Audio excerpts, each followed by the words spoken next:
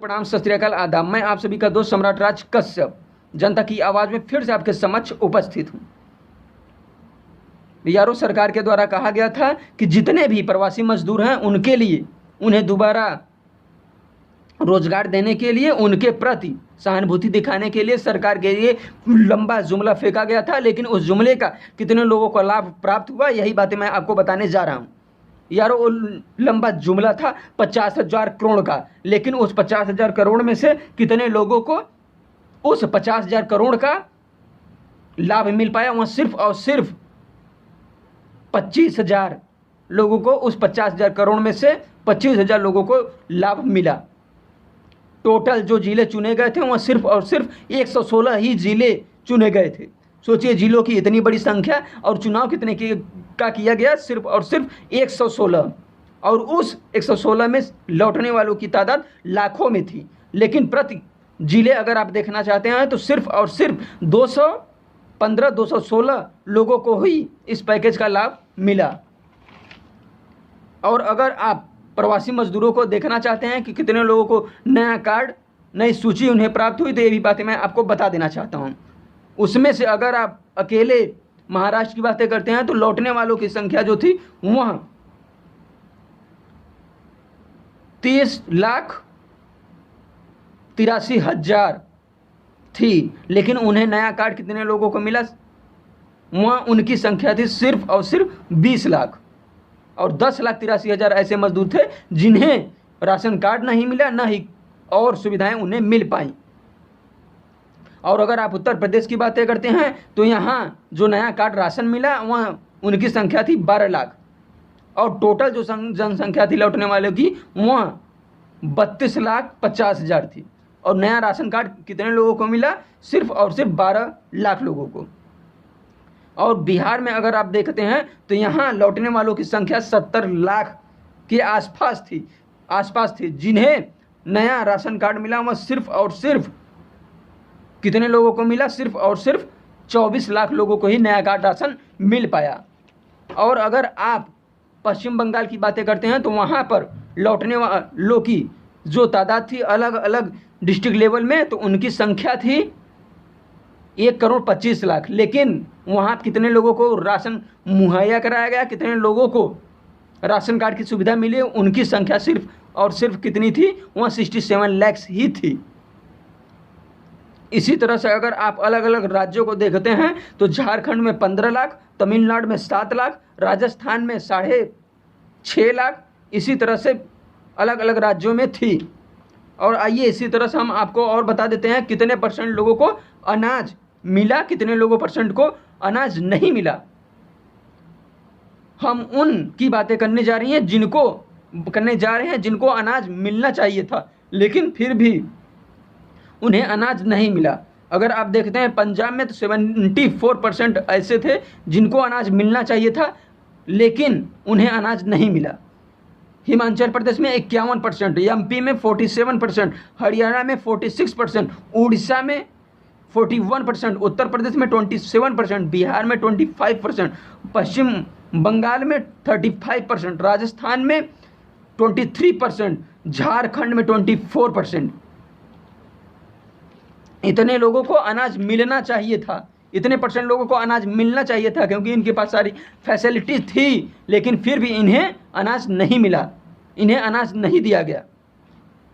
और जो 50,000 करोड़ की योजना देने की बातें कही गई थी उनका भी सच आप जान लीजिए कितने लोग और कितने परसेंट लोगों को इसका भी लाभ प्राप्त हुआ।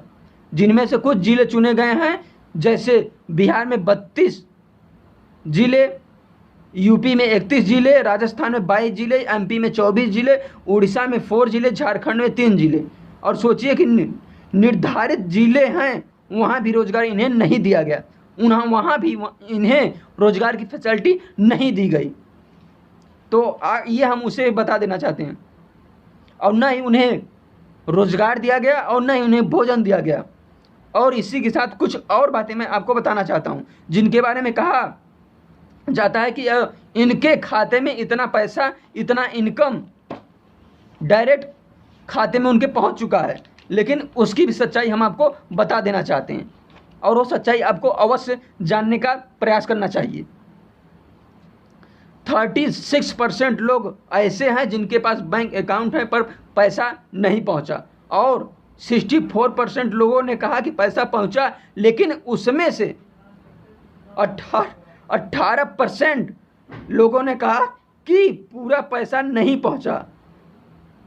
सोचिए, इतनी बड़ी तादाद में इतनी बड़ी लोगों ने कि 64% लोगों को पैसा पहुंचना चाहिए था, कहा गया कि पहुंचा, लेकिन उसमें से जो 64% थे उसमें से 18% लोगों ने कहा कि पूरा पैसा हमें नहीं पहुंचा, पूरा पैसा हमें नहीं दिया गया। और 50% से और 65% कई राज्य हैं जहां पर पैसा नहीं पहुंचा। सोचिए, इतनी बड़ी तादाद, 50 से 65% लोगों की आबादी बता रही है कि हमारे पास पैसा नहीं पहुंचा। तो आइए कुछ बातें वहाँ भी बता देते हैं, जैसे कि उड़ीसा, केरल, हिमाचल, गुजरात और पंजाब। यहाँ भी ऐसे लोग बता रहे हैं कि हमारे पास 50 से 65% लोगों ने बताया कि हमारे पास किसी भी प्रकार का इनकम नहीं आया है। और अगर आप 50% से नीचे की बातें करते हैं तो इसके भी कुछ हमारे पास डाटा है, वो भी हम आपको बता देना चाहते हैं। बिहार में 26%, उत्तर प्रदेश में 40%, एमपी में 40%, झारखंड में 40%, महाराष्ट्र में 40%, बंगाल में 40%, छत्तीसगढ़ में 18%, राजस्थान में 9%। यानी अगर आप ओवरऑल देखते हैं तो सबसे अधिक जो इसका लाभ प्राप्त हुआ है वो है हमारा राजस्थान। राजस्थान में ऐसे सिर्फ लोग हैं 9% जो बता रहे हैं कि हमारे पास इस योजना का लाभ हमारे पास नहीं पहुंचा। जो योजना थी आपका कि डायरेक्ट खाते में मनी ट्रांसफ़र करने की जो बातें कही गई थी, सिर्फ राजस्थान में ऐसे 9% ही लोगों ने बताया कि हमारे पास इनकम नहीं पहुंचा।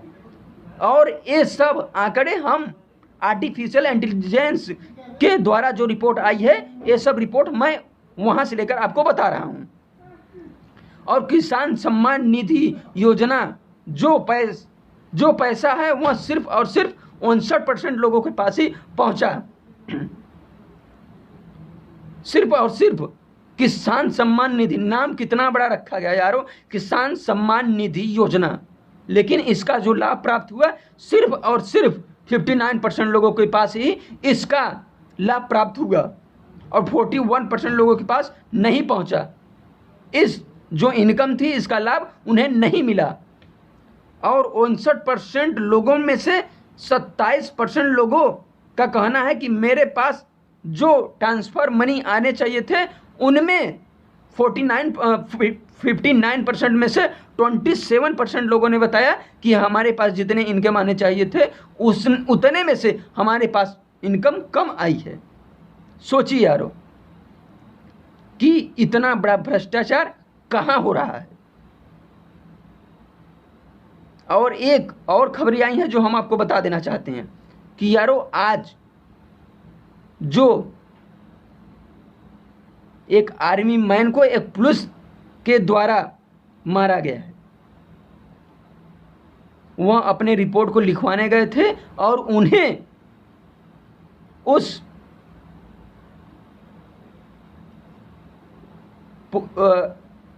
जगह पर उन्हें मारा गया और उनका रिपोर्ट फायर नहीं किया गया। सोचिए यारो, जिनके हाथों में इस देश का पूरा सुरक्षा व्यवस्था है, आज उनके भी न्याय उस उत्तर प्रदेश में नहीं सुने जा रहे हैं। आज उनके साथ भी न्याय नहीं हो रहा है। आज पूरे उत्तर प्रदेश को एक जंगल राज बना दिया गया है। किसी भी प्रकार का, किसी भी के द्वारा किन्हीं भी लोगों का सही तरीके से सही समय पे सही न्याय नहीं किया जा रहा है। पुलिस के द्वारा इतने शर्मनाक घटना जो हमारे आपके सामने आई है वह काफ़ी देश को शर्मसार करने वाला है। क्योंकि यारो, जिन्होंने इस देश की हिफाजत के लिए अपने जान गंवा दिए हैं, आज उनके ऊपर इस पुलिस के द्वारा जो हथकंडा अपनाया गया है वह काफ़ी देश को शर्मसार करने वाला है। इसीलिए मेरा आपसे निवेदन है कि आप जागरूक हों और इसके लिए क्या करना चाहिए आप हमें अवश्य कमेंट करके ज़रूर बताएं। इन्हीं शब्दों के साथ हम अपने वाणी को विराम देते हैं। धन्यवाद।